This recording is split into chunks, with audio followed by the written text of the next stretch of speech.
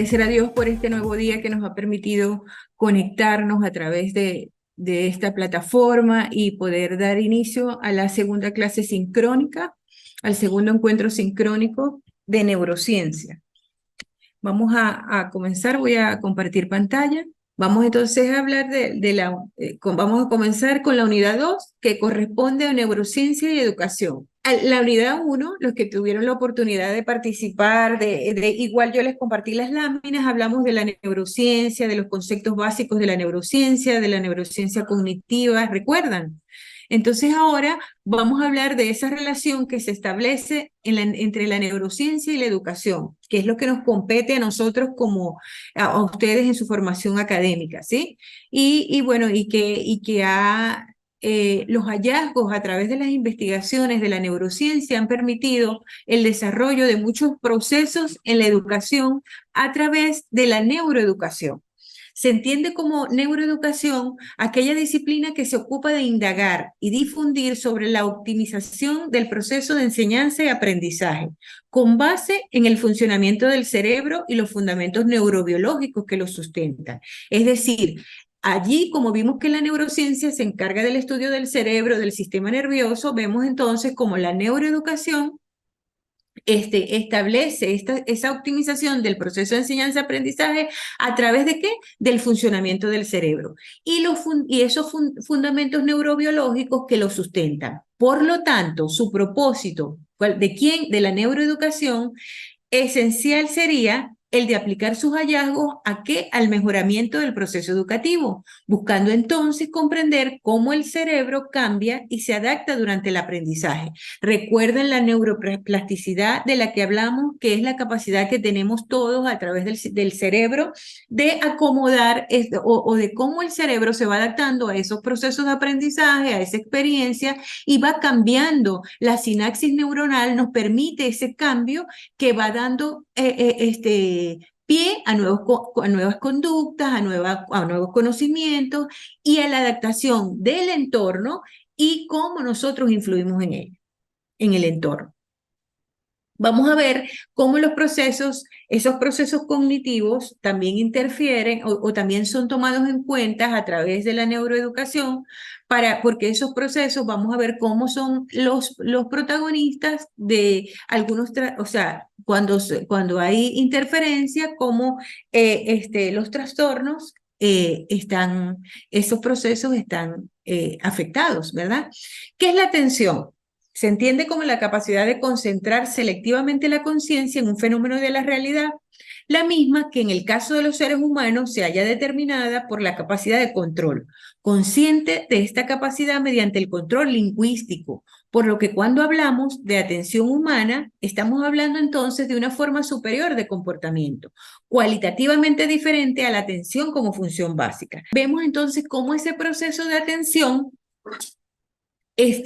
permite le permite al ser humano, nos permite a los seres humanos una forma superior de comportamiento con respecto a otras especies, ¿verdad? La memoria, estoy dando un paseo miren, les voy a compartir en la plataforma información importante sobre estos aspectos. Mañana les prometo que voy a estar conectada, también vamos a hacer un foro mañana por la tarde, los que puedan conectarse, para las dudas que tengan con respecto a las actividades que vienen, por ejemplo, el estudio de caso que está relacionado, que es la evaluación de la segunda unidad, ¿ok? ¿Me siguen? Maginoc y Alex, ¿sí? Sí, profe. Entonces, ¿por qué me está rayando la lámina? Este proceso psicológico es una red, la memoria, ¿verdad? Es una red de sistemas interactivos que permite el almacenamiento de información, siendo capaz de categorizar y consignar los datos percibidos a través del tiempo, así como también el, el, re- el reforzamiento de los mismos. En consecuencia, la memoria no se puede concebir como un constructo unitario, ya que ésta lleva a cabo diversos procesos que se complementan entre sí. Por consiguiente, existen variedad de sistemas de memoria.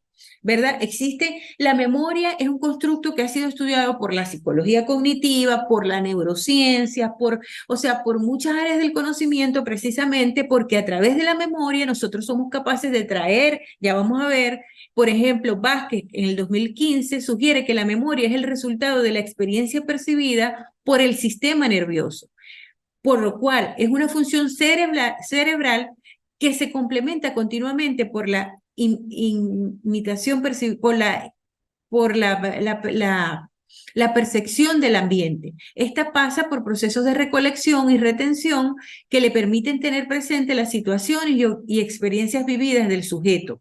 Entonces vemos cómo la memoria también es estudiada precisamente por la neurociencia debido a que se gesta en el sistema nervioso, ¿ok? Es un proceso que se gesta netamente en el cerebro. Vemos cómo tenemos la memoria a largo plazo, ¿verdad? Que hace referencia a la capacidad de codificar, almacenar y recuperar tanto los conocimientos como los episodios autobiográficos, lo que yo vivo, ¿verdad? Que abarca un espacio temporal mayor, esto es minutos, horas, días, semanas, hasta recuerdos y conocimientos de toda nuestra vida. Es decir, la memoria a largo plazo es la que nos permite tener recuerdos o sea, recuerdos que pueden ser a lo largo o sea, que pueden haber sucedido hace 10 años, 20 años, a lo largo del ciclo vital, ¿verdad? Es esa memoria a largo plazo la que nos permite, o esa capacidad que tenemos para traer al aquí y a la hora esos recuerdos. Mientras que la memoria a corto plazo es conceptualizada como un proceso de retención de información de manera momentánea, en el aquí y el ahora, ¿verdad? A su vez, esta se divide en la memoria sensorial, que hace referencia a la información registrada por receptores sensoriales, tales como también la memoria inmediata, la cual consigna datos sensoriales, y finalmente se encuentra la memoria de trabajo, la cual se encarga de proporcionar el almacenamiento de la información por un espacio limitado de tiempo. Siendo así que esta capacidad puede ampliarse un poco mediante el constante entrenamiento de la misma. Es decir, la memoria de trabajo la podemos entrenar a través de estrategias, de actividades que pueden generar, que van a generar directamente el entrenamiento y la ampliación de la misma. Bienvenido, Carlos. Tenemos también en esta unidad lo que son tenemos como objetivo revisar las funciones ejecutivas. Las funciones ejecutivas son un conjunto de habilidades implicadas en la generación, la supervisión, la regulación, la ejecución y el reajuste de conductas adecuadas para alcanzar objetivos complejos, especialmente aquellos que requieren un abordaje novedoso y creativo. Vemos entonces cómo son tan importantes las funciones ejecutivas en nuestra vida diaria, en esa capacidad que tenemos de ser creativos, ¿verdad? Para ser creativos necesitamos, para atender toda nuestra vida diaria, necesitamos las funciones ejecutivas. Estas colaboran con la adaptación al entorno. Estas se desarrollan de manera gradual durante el transcurso de la vida a la par con la maduración cerebral. Vemos cómo surge entonces el interés de la neurociencia en esas funciones educativas, porque a lo largo de la vida, a través del proceso madurativo de nuestro sistema nervioso, se van desarrollando las funciones ejecutivas que nos van a permitir entonces tener la capacidad de autorregulación y de poder controlar todas esas situaciones en nuestra vida diaria. Restrepo, Puelo, Ramírez, Riva y Romero en el 2017 consideran que las funciones ejecutivas tienen como principal objetivo la adaptación al contexto, a partir de la preparación, ejecución, regulación y ajuste del comportamiento, además de la emoción y la cognición. Vemos entonces cómo la emoción, como procesos como las emociones, la cognición, es decir, el pensamiento, están implícitas en las funciones ejecutivas, ¿ok? Y son procesos importantes que se gestan en el sistema nervioso y que por eso la neurociencia le interesa estudiar y ha venido investigando a través del tiempo todo lo que concierne a ellas para ver cómo estas y la neuroeducación, cómo estas influyen en el aprendizaje. La inteligencia. Sabemos que la inteligencia ha pasado, como todos los procesos psicológicos, por diversos estudios y a lo largo del tiempo, por un recorrido histórico que le ha permitido llegar a lo que sabemos hoy de la inteligencia. Sabemos cómo anteriormente se medía la inteligencia o se tomaba en cuenta la inteligencia solo desde el coeficiente intelectual, desde las pruebas psicométricas, desde esa medición de nuestras capacidades en ese momento, verbales más que todo desde la parte, no se tomaba en cuenta sino lo verbal, esas capacidades que nos permitían a nosotros, que se permitían medir, ¿verdad? Solo lo que se permitía medir. Entonces surgen estudios luego de eso que definitivamente determinan que la inteligencia no es solo un número que nos describe como si somos capaces o no, ¿verdad? No es un número, no es un coeficiente intelectual que nos describe y nos determina. Surge entonces la inteligencia emocional, que es un constructo clave, siendo la capacidad del ser humano de percibir, comprender, controlar y cambiar el estado emocional de sí mismos y de los demás, permitiendo guiar y equilibrar las emociones, ya que gran parte de las decisiones de la vida se ven influenciadas en mayor o menor grado por estas. Es decir, somos seres emocionales, ¿verdad que sí? Entonces, es como surge la inteligencia emocional, como surgen los diferentes estudios, que no me voy a detener, que les voy a compartir bibliografía, porque sí, es un tema, es un constructo que tiene mucha tela que cortar y entonces no me daría tiempo en la clase de desarrollar. Hay factores de inteligencia emocional que sí me parece actualizados, que sí me parece compartir con ustedes en este momento, como por ejemplo los factores que determina Pineda en el 2015, que es el factor individual, donde él plantea que el ser humano debe conocer sus emociones, saber cuándo éstas le afectan y cómo influyen en su estado de ánimo y comportamiento, de tal modo que sepa gestionarlas y lograr una homeostasis, es decir, una regulación de esas emociones, ¿verdad? Un equilibrio emocional. Debe conocer que no es bueno reprimirlas, ni mucho menos dejarse manejar por ellas. Por otro lado, aprender y automotivarse y dirigir sus emociones hacia un objetivo. Esa es la parte individual, según Pineda, los factores que determinan la inteligencia emocional desde el factor individual. También él explica el factor social, que es el reconocimiento e interpretación de las emociones de los demás, teniendo empatía y permitiendo la mejoría de las relaciones interpersonales y el desarrollo de habilidades que faciliten la interacción con la sociedad. Recuerden que Gardner, en sus inteligencias múltiples, describió la inteligencia interpersonal y la inteligencia intrapersonal. En este caso, el factor individual está directamente relacionado con la inteligencia intrapersonal, esa capacidad que yo tengo de reconocer, de manejar mis propias emociones. Y en el factor social veríamos entonces lo que Gardner explica como la inteligencia interpersonal, esa capacidad que debemos tener todos de relacionarnos con el otro, de entender y ser capaz de ser empático de las emociones de los otros, que es lo que nos permite relacionarnos de forma efectiva, ¿ok? Y por último, el factor Muñoz en el 2016 establece o estudia y define el factor familiar de la inteligencia emocional.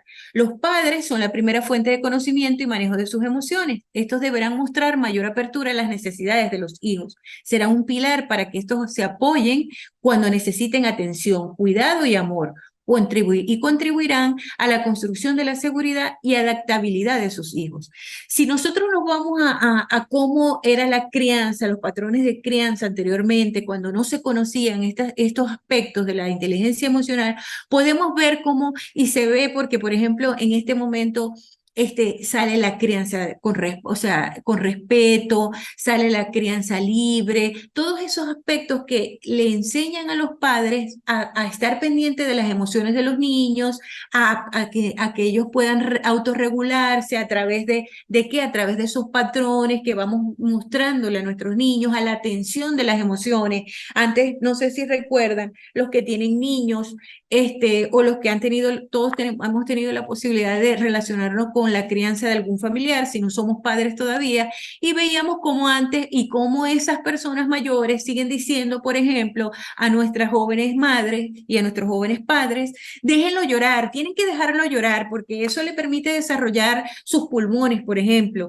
eso les permite ser fuertes, pero esta parte de las investigaciones están diciéndonos, están encontrando que debemos darle contención emocional a los niños, que debemos atender sus necesidades, que si quieren estar en los brazos de la mamá, cercano a su seno, porque está allí en los latidos del corazón, porque eso les transmite seguridad, entonces eso es lo que deben hacer las madres, ¿ok?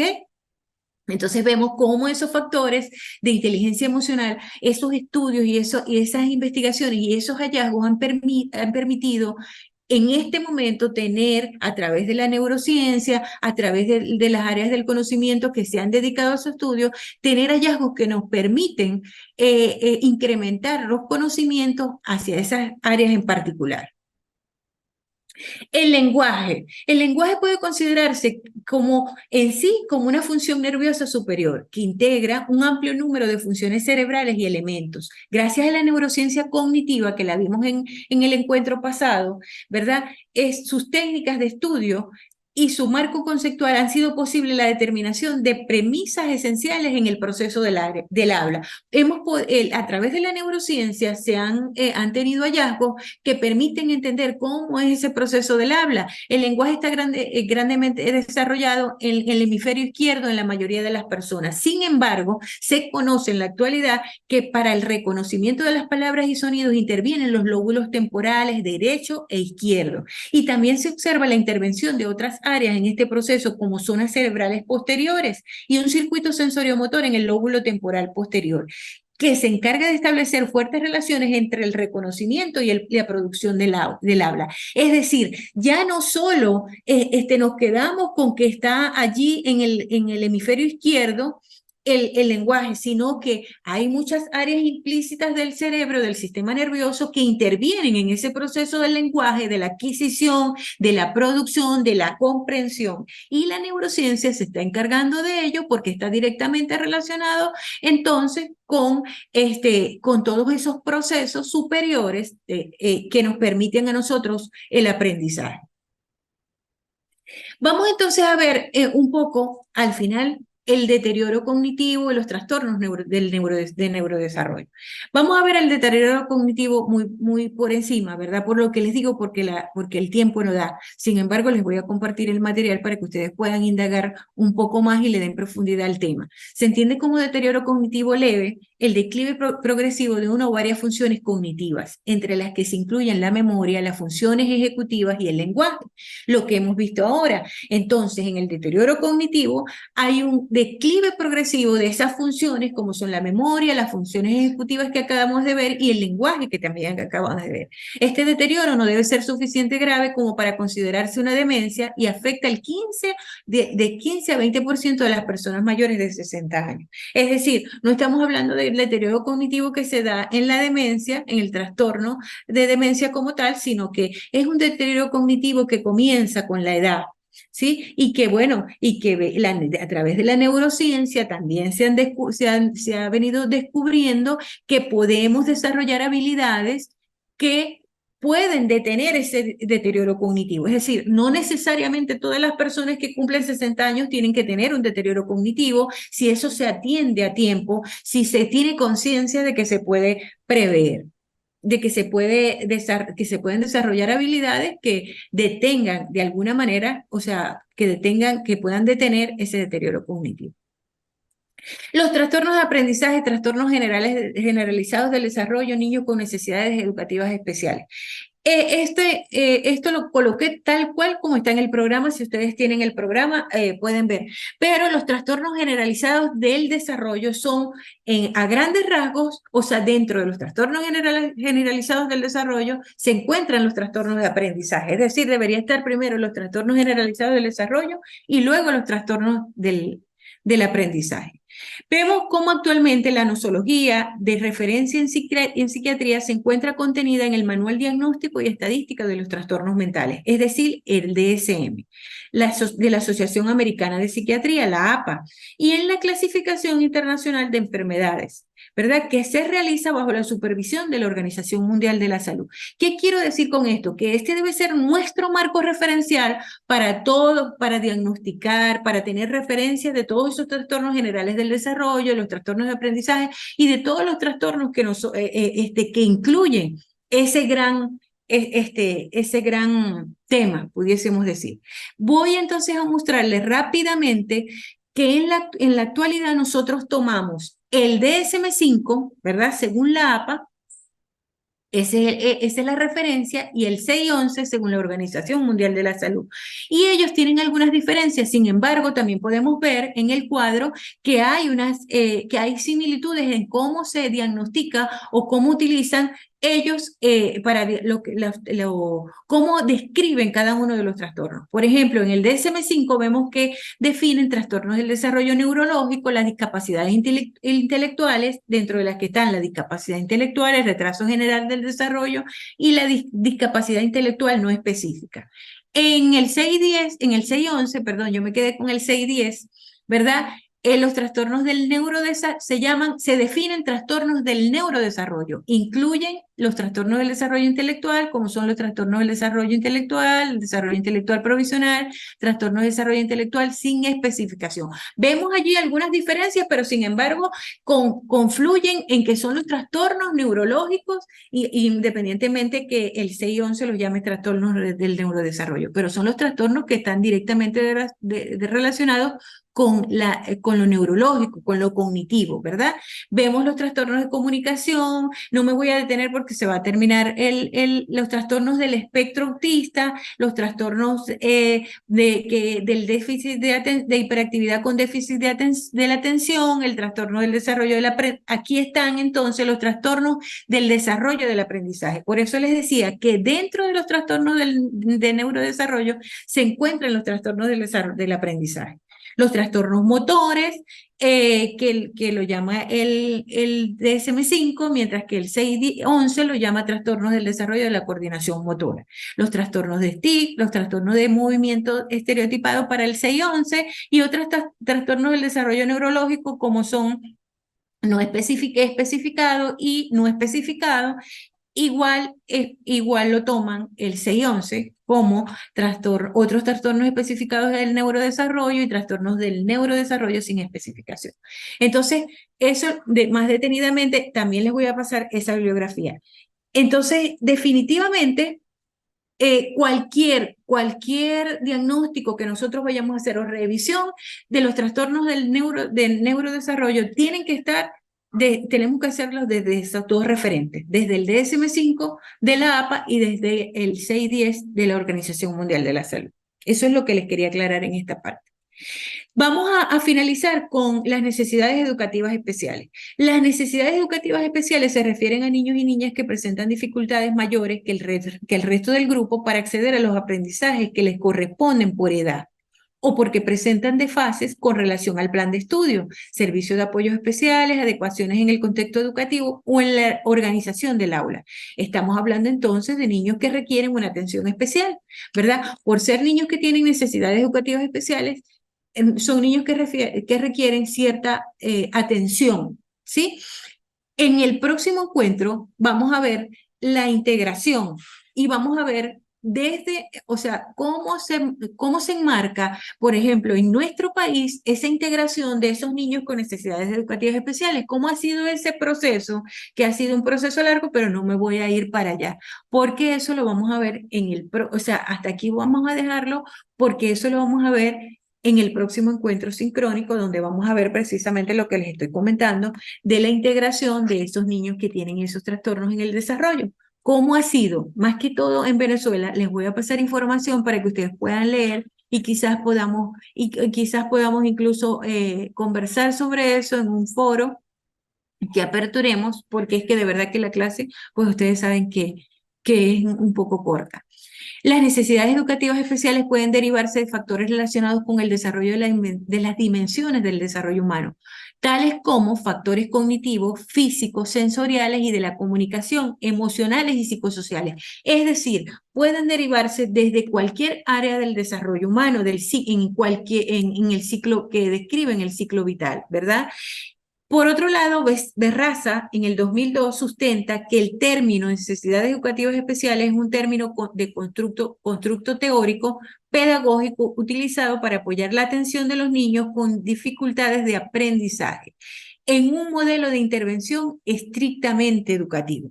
Es decir, hablamos de necesidades especiales, de necesidades educativas especiales, por supuesto, de hecho sus siglas lo dicen y su nombre lo dice, educativas. O sea, tiene que estrictamente, es intervención estrictamente desde lo educativo, desde el contorno o desde los espacios educativos. Entonces, bueno, hasta aquí ha sido el encuentro de hoy.